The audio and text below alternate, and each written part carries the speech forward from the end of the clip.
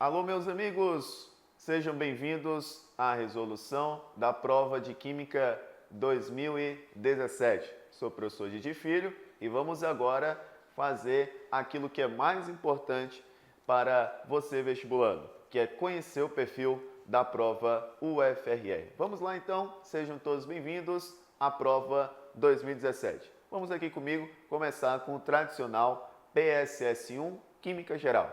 Vamos lá então, vestibular 2017, uma prova bem gostosa de se trabalhar, uma prova que explorou os conteúdos de maneira bem honesta. Então veja só, a primeira questão diz o seguinte, acompanhe aqui comigo. O ácido sulfúrico e cloreto de potássio são substâncias que, ao se dissolverem em água, conduzem corrente elétrica por apresentarem íons livres em solução. E o autor pede a alternativa incorreta. Vamos tomar cuidado com algumas coisas que estão no próprio enunciado da nossa questão, já fazendo alusão a qual deve ser o conteúdo que estamos trabalhando. Quando o autor fala em duas substâncias que são inorgânicas, nós já vamos recordar do grupo de funções inorgânicas, aquele assunto que você estuda já do meio para o fim da Química Geral, a etapa 1, PSS1. Nós temos o ácido sulfúrico, pertence ao grupo dos ácidos diarrênios, e nós temos o cloreto de potássio, que é uma substância inorgânica do grupo funcional sais. Outra coisa importante é que o autor nos lembra que conduzem eletricidade, conduzem corrente elétrica, portanto são substâncias eletrolíticas, são eletrólitos, condutores de eletricidade, sempre, especialmente e exclusivamente quando em presença de água. Então tudo isso é importante a gente recordar para que nas alternativas, caso haja alguma cobrança nesse sentido, você esteja já esperto. Vamos então avaliar aqui no nosso quadro quais são as alternativas, sempre lembrando que o autor nos solicitou a alternativa que tem a afirmação incorreta. Na letra A ele diz o seguinte: o ácido sulfúrico se ioniza produzindo os íons H+, e SO4 2-. Lembrando aos senhores que o íon H+, que é o íon hidrônio, é o que dá característica à teoria de Arrhenius acerca da acidez. Segundo Svante Augustus Arrhenius, ácidos são substâncias que em presença de água sofrem um processo de ionização, liberando para o meio aquoso os íons H+, chamados de hidrônio. E como estamos tratando do ácido sulfúrico, que tem como fórmula química H2SO4, além de liberar o H+, nós vamos liberar também o íon SO4 2-. Como se trata de um oxiácido, terá como nome sulfato.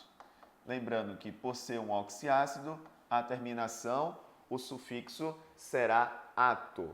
Afirmação completamente correta, sem nenhuma informação errada. Então, letra A está correta, não vai ser o caso de marcarmos. Letra B informa que ambas as substâncias são eletrólitos. A gente já tem essa dica no próprio enunciado da questão. São eletrólitos, são substâncias condutoras de eletricidade.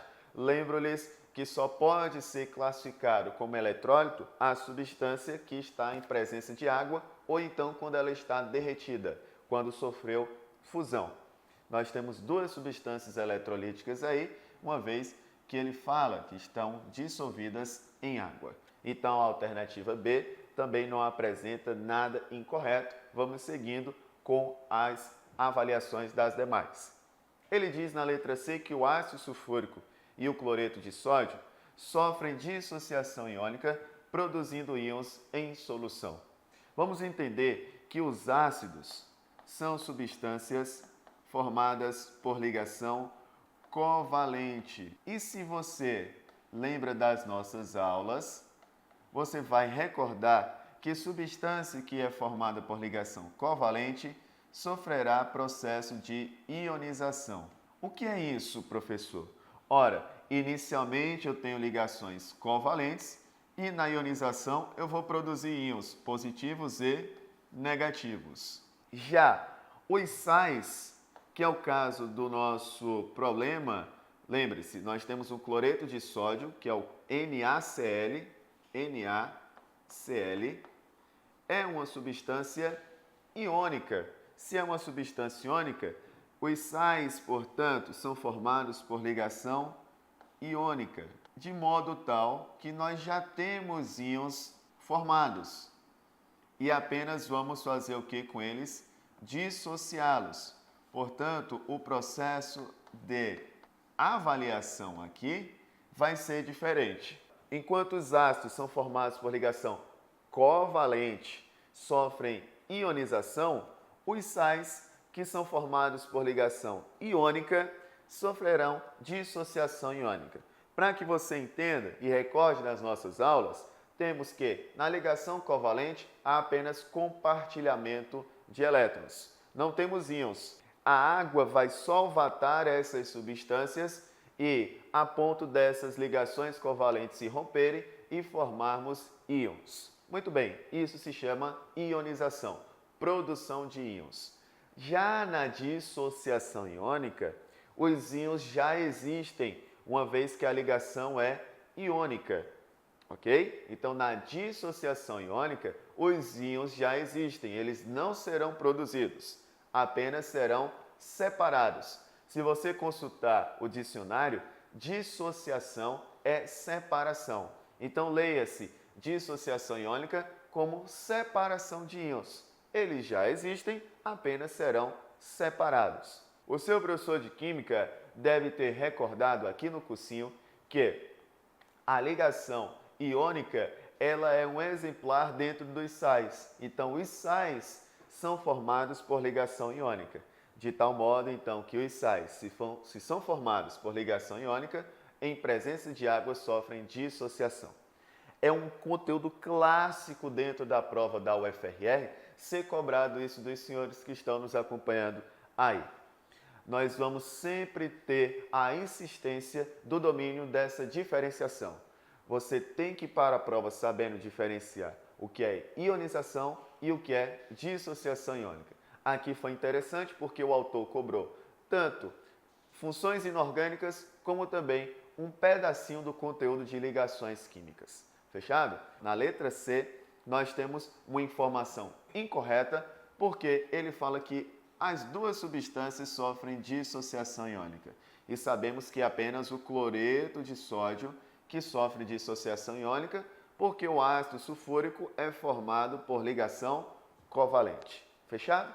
Vamos avaliar as demais alternativas só para que a gente consiga justificar que a letra C de fato é a resposta incorreta. No cloreto de potássio, agora ele está falando de outra substância, né? Aqui ele falou do cloreto de sódio, no enunciado ele falou do cloreto de potássio, talvez o autor tenha esquecido que estava comentando sobre o cloreto de potássio, né? Mas vamos lá. Na letra D ele fala, no cloreto de potássio, tanto no estado sólido como em solução, existem íons potássio e cloreto. Verdadeiro. A diferença é que no estado sólido, os íons estão formando agregados cristalinos, cristais.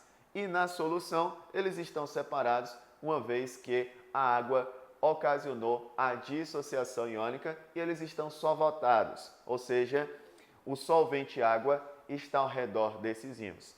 Essa alternativa, na época do vestibular 2017, foi uma alternativa que muita gente se equivocou. Quem errou essa questão, às vezes marcou a letra D achando que ela estava incorreta. Mas nós temos íons, tanto antes da dissociação iônica, como temos íons também depois da dissociação iônica. O que vai acontecer é que antes da dissociação iônica os íons estão na forma de cristais e depois da dissociação iônica eles estão solvatados, tudo bem?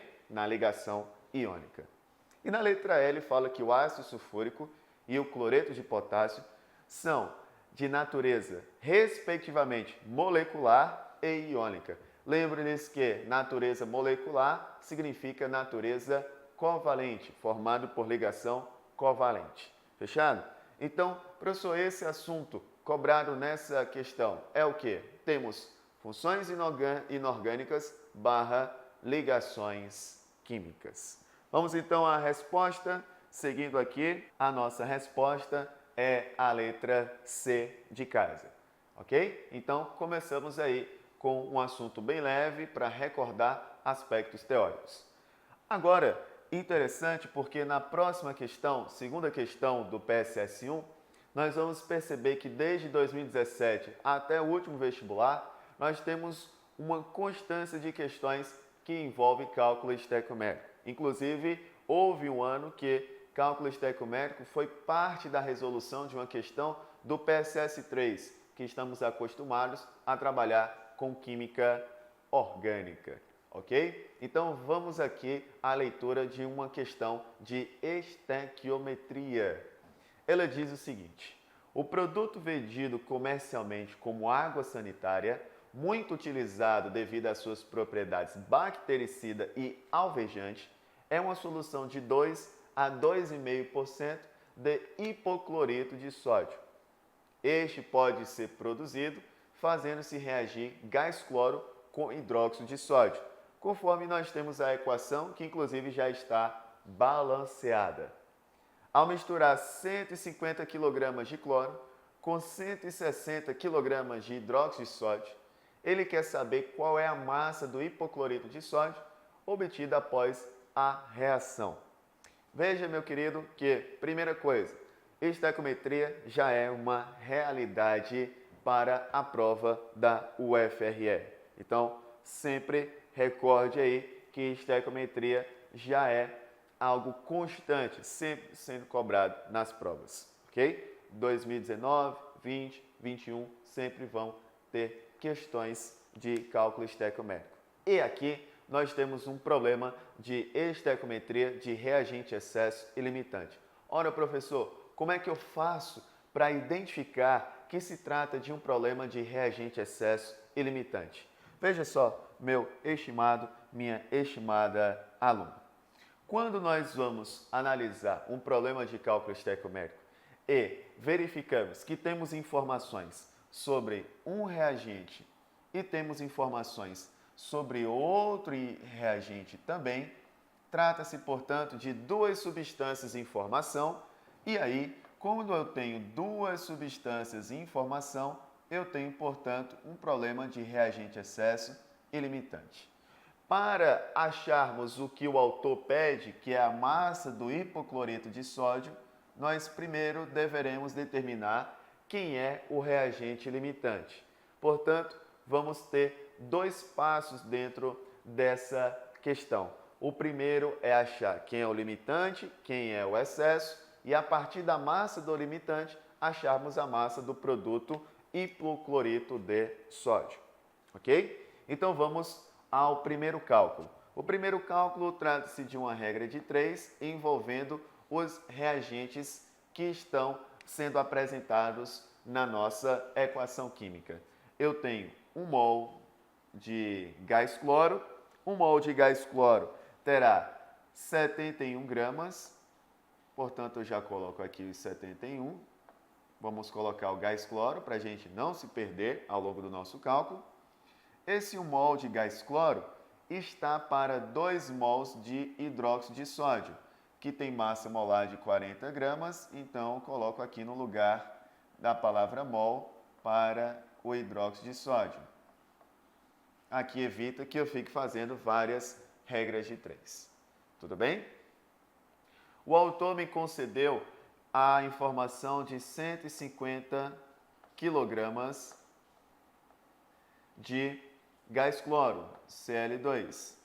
Portanto, qual deveria ser Y, a massa de hidróxido de sódio? Interessante porque o verbo que eu estou utilizando é qual deveria, porque o que nós vamos encontrar aqui é apenas o que deveria ser esperado. Atente-se. O que deveria ser esperado para a massa de hidróxido de sódio. Mas nós sabemos que o que existe na real de hidróxido de sódio são 160 kg. Então, nós vamos comparar o que existe na realidade com aquilo que deveria ser esperado. Nós sabemos que nem tudo que acontece é aquilo que deveria ser esperado. É o caso dessa questão de reagente excesso e limitante. Eu deveria esperar tanto de hidróxido de sódio, mas na real eu tenho 160 kg. E aí o que eu faço? Eu vou comparar. Muito bem, então vamos seguindo aqui pela nossa continha. 150 vezes 2 vezes 40, nossa resposta vai estar em quilogramas, dividido por 71. Esse valor de Y, que deveria ser o esperado, é de 169 kg aproximadamente. Lembrando que é 169 kg do nosso hidróxido de sódio, NaOH. Vamos deixar por enquanto aqui de lado, mas vamos daqui a pouco fazer comparações. Vamos fazer uma segunda regra de 3, acompanhe aqui comigo no quadro, onde, novamente, eu tenho 1 mol, que corresponde a 71 gramas de gás cloro, que está para 2 mols, que corresponde 1 mol a 40 gramas de hidróxido de sódio. Se agora eu tenho 160 kg de NaOH, que é o que o autor me concede, qual deveria ser o valor de massa do gás cloro esperado? Ao fazer essa continha, nós vamos ter 160 vezes 71, a resposta é em quilogramas, dividido por 2 vezes 40. O valor que era esperado, que seria teórico, é de 142 quilogramas, quilogramas de gás cloro, ok?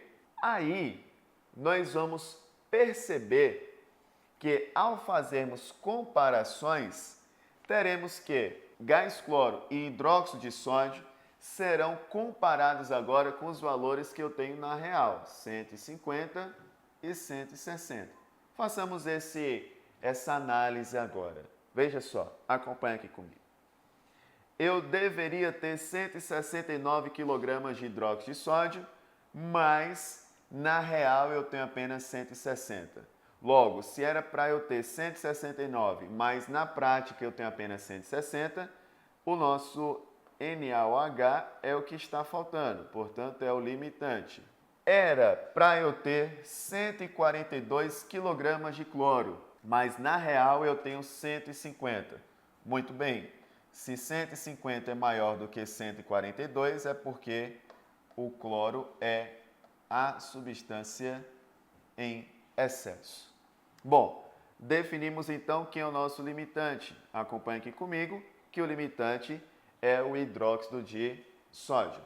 Se é o nosso limitante o hidróxido de sódio, vamos trabalhar com ele para chegar à derradeira resolução da questão. Existem questões de estequiometria reagente excesso limitante que perguntam quem é o reagente excesso limitante. Aqui a gente poderia já parar, mas o autor foi mais além. Ele perguntou qual é a massa de um dos produtos e você vai ter mais facilidade em achar a massa de um dos produtos apenas avaliando a massa do limitante. Quando eu descubro quem é o limitante, agora eu consigo determinar a massa do meu produto. Fechado? A massa do produto.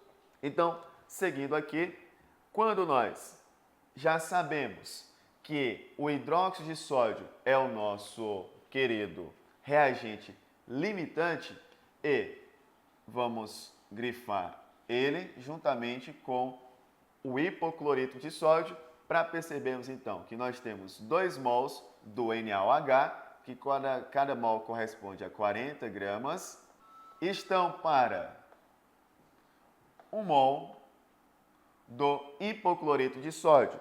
A massa molar do hipoclorito de sódio é 74,5 gramas. NaClO. Portanto, se eu estou trabalhando com 160 quilogramas de NaOH, hidróxido de sódio, qual será, portanto, Y, a massa do meu produto hipoclorito de sódio? Então, nós teremos aí 160 vezes 1 vezes 74,5, a resposta é em quilogramas, dividido por 2 vezes 40. Nós vamos achar a resposta exatamente de 149 quilogramas, que é justamente a resposta letra B. Eu gostaria só de recordar os passos que nós realizamos na resolução dessa questão. A primeira coisa foi a determinação de quem vem a ser o reagente excesso e quem vem a ser o limitante. Aquelas duas regras de 3 que nós iniciamos a nossa resolução são apenas para a gente comparar o que o autor me informou e com aquilo que era esperado, o que era teórico, o que era apenas para ser feita uma comparação. Entendido? Então não esqueça aí em casa. Eu estou apenas na primeira regra de 3 fazendo uma comparação para determinar quem está acima do esperado, excesso, e quem está abaixo do esperado, limitante. A partir da massa do limitante é que encontraremos as informações pedidas do produto hipoclorito de sódio, que foi justamente esse cálculo que fizemos e, de fato, a letra B é a nossa resposta. Fechado? Vamos seguindo, então, com a última questão do PSS 1. A última questão da etapa 1, a questão que finaliza o conteúdo de Química Geral.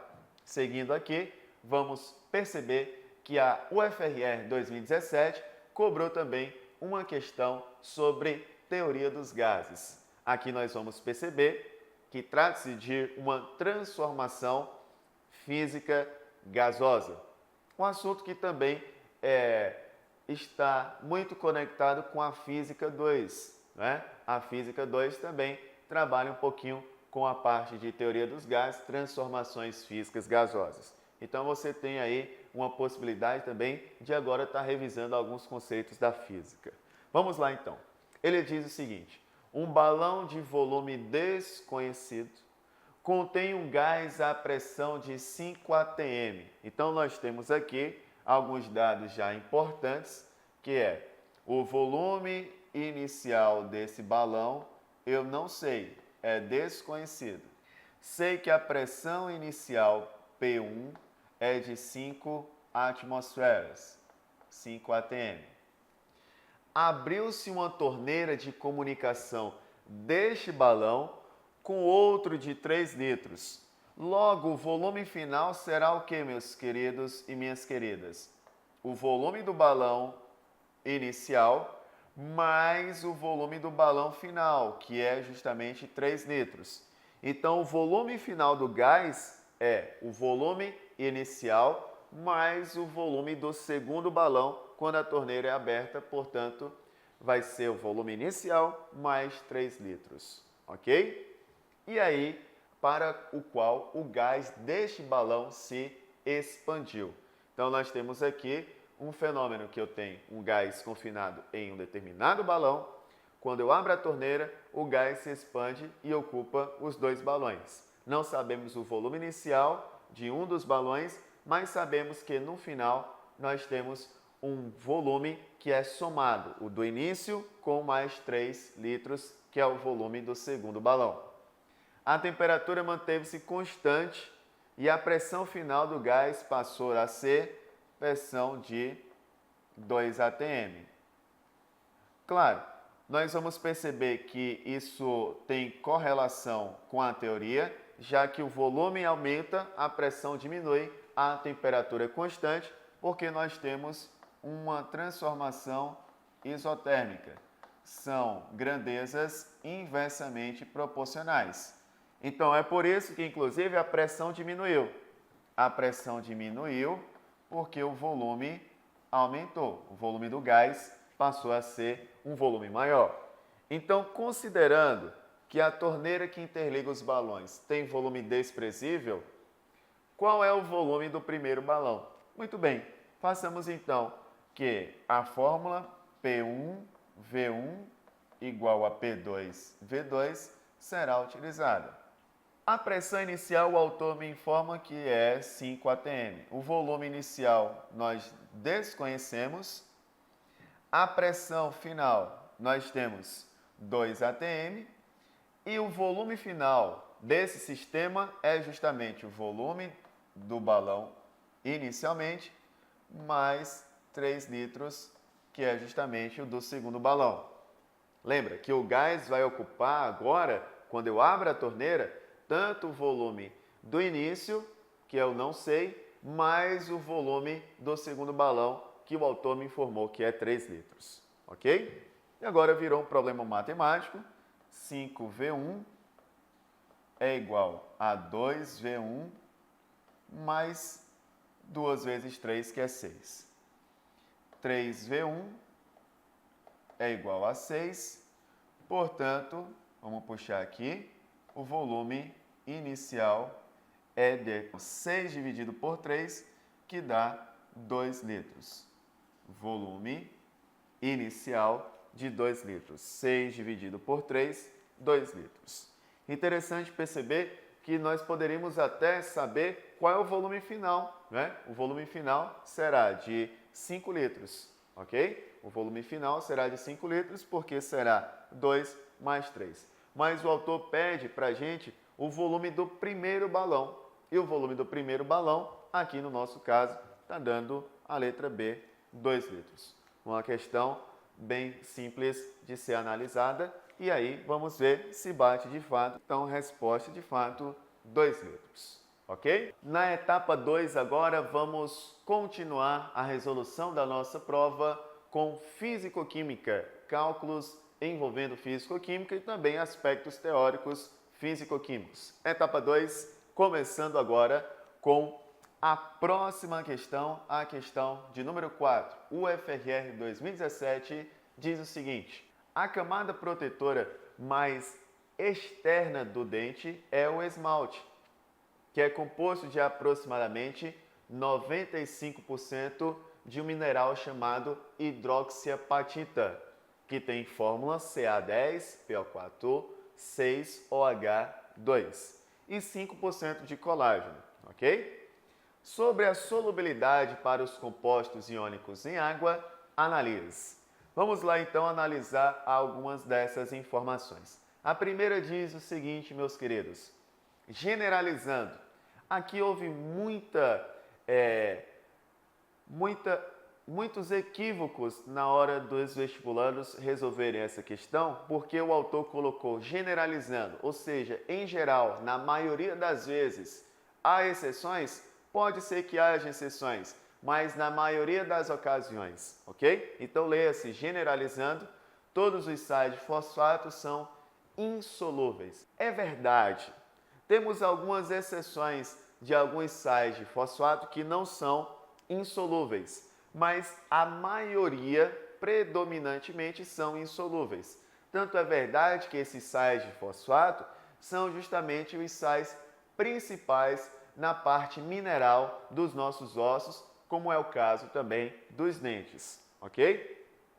Então, generalizando, todos os sais de fosfato são insolúveis. Isso, inclusive, é retirado de um livro de química da graduação. Quem puder, se alguém tiver a oportunidade, chama-se Química, um curso universitário. Dentro desse livro nós temos essa afirmação do autor. Na 2 ele diz o seguinte: o dihidrogênio fosfato de sódio, ele é insolúvel. Trata-se de uma substância solúvel. Portanto, se ela é solúvel, ele está informando na segunda alternativa, no número 2, que é o contrário, portanto está errado, ok? Aqui na terceira ele fala o dihidrogênio fosfato de amônio é solúvel. Ele vai cometer um equívoco aqui na terceira, que é a fórmula química não corresponde ao nome dado à substância. nós temos na terceira afirmação a fórmula do fosfato de amônio e não do dihidrogênio fosfato, que é o que estaria sendo o motivo para o qual nós marcássemos a terceira como a alternativa incorreta. É uma afirmação falsa e nós não estamos procurando as incorretas. Então, a 2 e a 3 não podem ser marcadas. A 2 porque ele fala da insolubilidade, na verdade a substância é solúvel. E na terceira, ele nos informa que temos uma substância, mas a fórmula não corresponde a essa substância. Quarto, ele diz novamente, generalizando, todos os sais de hidróxido são insolúveis. Bom, aqui também nós temos uma afirmação que não será correspondente, porque todos os sais de hidróxido não serão insolúveis, ok? E aí, na quinta, ele fala que o hidróxido de sódio é o NaOH e ele é solúvel. Se você recordar, se você tiver aí há algum tempo estudando, vai lembrar que esse vestibular teve como primeiro gabarito uma alternativa que não estava correta e na época nós conseguimos mudar o gabarito para a letra D, que é o que de fato é o correto.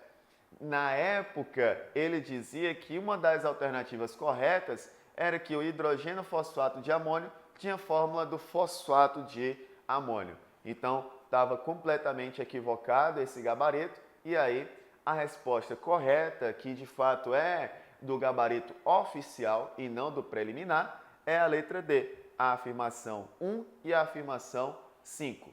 Aqui, qual foi o conteúdo explorado? Novamente, funções inorgânicas, especialmente a parte de solubilidade das substâncias, que está dentro do conteúdo de soluções. Dominar a solubilidade das substâncias é extremamente importante. Vamos verificar então? Nossa resposta é a letra D, de Didi, o nome do seu professor. Vamos lá então para a quinta questão, que trata-se também de um assunto que até o vestibular 2017 nunca havia sido cobrado. Que assunto é esse, professor? Propriedades coligativas, mais especialmente a análise de propriedades coligativas, batendo muito também com as forças intermoleculares das substâncias. Ok? O autor me apresenta aí um gráfico que mostra a variação de pressão de vapor de algumas das substâncias. Nós temos a substância 1, A2, A3 e A4. E ele diz o seguinte, analise a alternativa correta. Temos 4 substâncias. Na letra A ele diz, a pressão de vapor de um líquido depende da temperatura. Quanto maior a temperatura, menor sua pressão de vapor. Até a afirmação onde nós encontramos a pressão de vapor de um líquido depende da temperatura, está correto. Porque quanto maior é a temperatura, mais vapor eu vou produzindo, vai aumentar a pressão de vapor dentro do sistema. Só que há um equívoco quando o autor diz que quanto maior a temperatura, menor é a sua pressão de vapor. O gráfico, inclusive, mostra isso, que quando nós aumentamos a temperatura, aumentamos a pressão de vapor.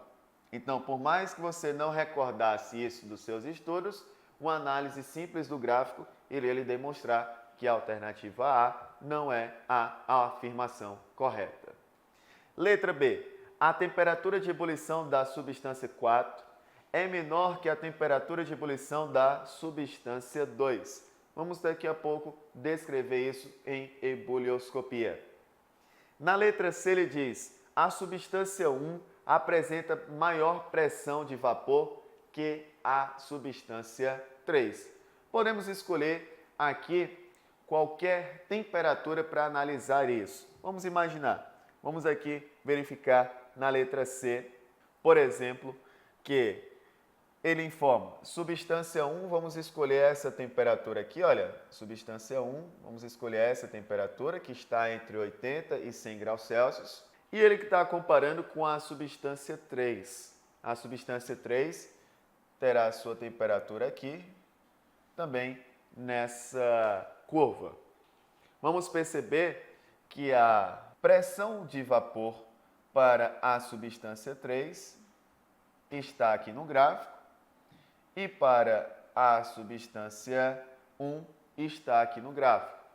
Logo, ele diz, a substância 1 apresenta maior pressão de vapor que a substância 3. Não é verdadeiro, a gente poderia simplesmente matar isso porque o gráfico da 3 está sobre o gráfico da 1, ok? Mas a gente projetou aí para justificar. Na letra D ele diz, a substância 2 é a mais volátil. Vamos entender que ela será mais volátil ao passo de que tem mais vapor nas temperaturas menores. Então veja só, a 25 graus Celsius, que está mais ou menos aqui, a substância 2 ela tem uma pressão de vapor maior do que todas as demais que estão nessa região aqui. O que isso significa dizer? Que pressão é diretamente proporcional à quantidade de matéria. Logo, se a pressão de vapor é alta, significa que há uma elevada volatilidade, porque a substância se volatiliza facilmente e se transforma em vapor, ok? Que é o que vai acontecer com a nossa afirmação, que ela é a correta. Temos uma substância muito volátil, portanto, ela produz muito vapor. Isso é tão verdade que o seu gráfico, o gráfico da 2, apresenta uma presença de pressão de vapor maior. Só tem pressão de vapor maior aquele que tiver maior quantidade de vapor. E terá maior quantidade de vapor a substância mais volátil. Tudo bem? Na última afirmação ele diz que na temperatura ambiente a substância 1 é a mais volátil, muito pelo contrário, é a menos volátil, tanto é que o seu gráfico é o mais próximo do eixo X, ok? Agora, se a gente voltar na afirmação da letra B, a gente tem que recordar um pouquinho acerca de ebulioscopia. Ela diz o seguinte, a temperatura de ebulição da substância 4 é menor que a temperatura de ebulição da substância 2. Ora, será justamente aqui uma análise para nós fazermos uma recordação do processo de ebulição, que é essa passagem do estado físico líquido para o estado físico de vapor. Se nós encontrarmos aí a passagem do estado físico líquido para o estado físico de vapor para as substâncias que estão sendo representadas no gráfico, que é a substância 4 e a substância 2, pela análise do gráfico, nós descartamos essa possibilidade porque os gráficos de ambas dizem o contrário. Seguindo aqui com o gabarito, e de fato a substância 2 é a mais volátil. Simplesmente você poderia matar essa questão toda vez que tivermos várias substâncias em um mesmo gráfico. O gráfico mais inclinado é justamente um gráfico que apresenta uma substância mais volátil. Tudo bem? O gráfico mais inclinado e mais próximo da vertical, portanto, é o gráfico que terá maior volatilidade, substância mais volátil. Fechado? Seguimos então com o PSS2, que foi totalmente nesse ano com questões apenas teóricas. Você que está acostumado a físico-química ser apenas cálculo, aqui vai verificar que no vestibular 2017 apenas teoria. Seguindo então com a questão de deslocamento do equilíbrio, princípio de Henri Le Chatelier. Então ele diz o seguinte, em 1888, Henri Le Chatelier formulou o chamado princípio de Le Chatelier, que afirma, se uma perturbação externa for aplicada a um sistema em equilíbrio, esse sistema reagirá de tal modo a aliviar parcialmente essa perturbação. Ok? Então, o que basicamente nós temos aqui, meus queridos, é o fato de um sistema em equilíbrio, ao ser perturbado, ele tenta reagir de maneira contrária a essa perturbação. Então, se aumenta a temperatura, ele desloca no sentido para amenizar esse aumento de temperatura. Se eu aumento a concentração dos reagentes, ele vai deslocar no sentido de amenizar esse aumento da concentração dos reagentes. E aí, sobre essa afirmação, é correto afirmar. Veja só, a adição de um reagente desloca o equilíbrio para a formação de produto. Toda adição, qualquer local que ela seja, sempre deslocará o equilíbrio para o sentido contrário. Então, se eu adicionar nos reagentes, desloca para os produtos. Se eu adicionar produto, deslocará para os reagentes. Então, a adição, anote. A adição desloca para o sentido contrário. Aumento de concentração de qualquer substância deslocará para o sentido contrário que ela se encontra. Retirada, diminuição de concentração de qualquer substância desloca para o mesmo sentido que ela está. Então, por exemplo, se eu tenho um reagente e eu diminuo sua concentração, o equilíbrio se desloca no sentido do reagente, no mesmo sentido que ele se encontra. Retirada desloca o sentido para a mesma direção a qual a substância se encontra. Seguindo, a remoção de um reagente desloca o equilíbrio para a formação do produto. Ele errou porque não é sobre o produto, e sim sobre o reagente, porque acabei de falar que remoção vai deslocar para o mesmo sentido. A adição de um produto desloca o equilíbrio para a formação de produto? Não. A adição desloca para o sentido contrário, ok? Remoção de um produto desloca o equilíbrio para a formação do reagente? Não, desloca para o mesmo sentido. Se eu remover, vai deslocar para o mesmo sentido, portanto, remover produto desloca para o sentido dos produtos. E o aumento da pressão desloca a reação na direção do lado com mais mols de gás. Na verdade, será para o sentido de menor volume, portanto, o de menor número de mols. Tudo bem? E aí, nós temos, de fato, a letra A, princípio de Le Chatelier, a adição de um reagente desloca o equilíbrio para a formação de um produto. Seguindo, então, vamos agora inaugurar a nossa terceira etapa, com também um assunto que até então não tinha sido cobrado, era um assunto novo dentro do edital. O edital 2016 foi o ano que houve a última reforma de conteúdo programático e lá nós encontramos um novo assunto. No último item da etapa 3 do nosso edital, nós temos agora polímeros, reações de polimerização e classificação de polímeros. E aqui nós vamos encontrar um equívoco que a banca da CPV não quis admitir e deixou algo um pouco, digamos assim, em aberto, ok? Daqui a pouco a gente vai comentar, vamos primeiro fazer a leitura da questão. Ele diz o seguinte: observe a seguinte reação de polimerização entre etileno glicol e ácido terefitálico. Vamos lembrar dos nomes: etileno glicol e ácido terefitálico. Nós estamos percebendo que é uma reação de condensação, onde essas substâncias elas vão se condensar a partir da perda de água. Portanto, é uma síntese por condensação, ok? Então, classificamos essa reação como uma reação de condensação, onde nós vamos, inclusive, perceber a produção de um grupo funcional no nosso polímero, que, ao ser grifado aqui, você vai recordar que formamos um éster, ok? Grupo funcional éster. Então, nós temos uma condensação e formando éster. Éster e condensação. E ele quer saber, nessa ordem, qual é o tipo de reação, ou seja, o nome da reação, de fato é condensação. Ele quer saber o nome do polímero formado e a função orgânica presente. Então, é uma condensação e é um éster. O problema é que o nome desse polímero formado é polietileno tereftalato, que é justamente a sigla PET, que é justamente o principal polímero dentro das garrafas PET. Se a resposta for apenas polietileno, será outro tipo de polímero. Polietileno é diferente de polietileno tereftalato, uma vez que o polietileno ele é formado por uma reação de polimerização do tipo adição.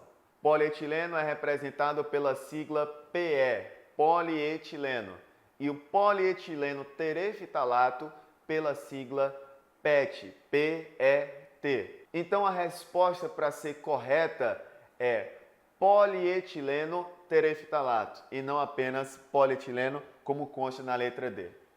Houve uma demanda grande de entrada de recursos quanto a essa questão e nós vamos perceber que ela não foi aceito o recurso. O autor do recurso fez uma consideração e o autor da questão informou que, como não tem polietileno tereftalato, a resposta teria que ser o mais próximo da palavra polietileno tereftalato, que é justamente polietileno. Mas nós sabemos que polietileno é diferente de polietileno tereftalato. Tudo bem?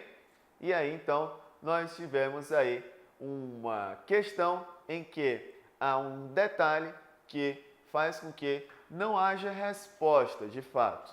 Não haja resposta. O correto seria, meus queridos, condensação, polietileno tereftalato e éster. Você que estudou polímeros sabe muito bem que é diferente polietileno de polietileno tereftalato. Mas a nossa resposta, conforme o gabarito oficial da UFRR, vai levar em consideração essa afirmação que eu acabo de comentar com vocês. É uma reação de condensação, pois as duas moléculas se unem para perda de água, é uma síntese por condensação, é uma condensação que se perde água, portanto é uma síntese por condensação em que há uma desidratação, uma perda de água, formando o grupo funcional éster e o nome do nosso polímero é polietileno tereftalato e não apenas polietileno. Ok? E aí, o que acontece? As outras duas questões do PSS3 foram anuladas.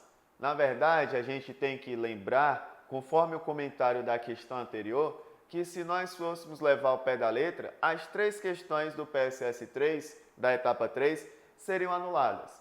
Uma porque não houve resposta, de fato, lembre-se, condensação, polietileno tereftalato e éster, não tem alternativa.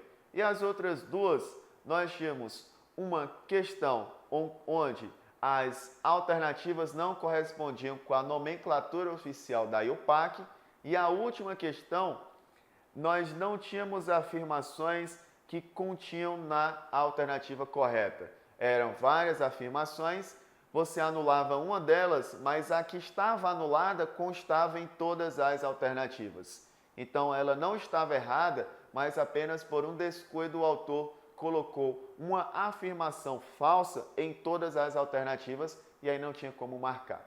Então, vestibular 2017, ele começa muito bem elaborado, mas nós tivemos na primeira etapa tudo ok, na segunda etapa uma questão que foi mudada de gabarito e as três últimas, que são do PSS3, deveriam ser anuladas, apenas duas foram. Fechado? Então é isso, a gente comentou hoje para você o vestibular UFRR 2017. A gente se encontra na resolução de outras provas. Fique ligado e até mais, meus queridos.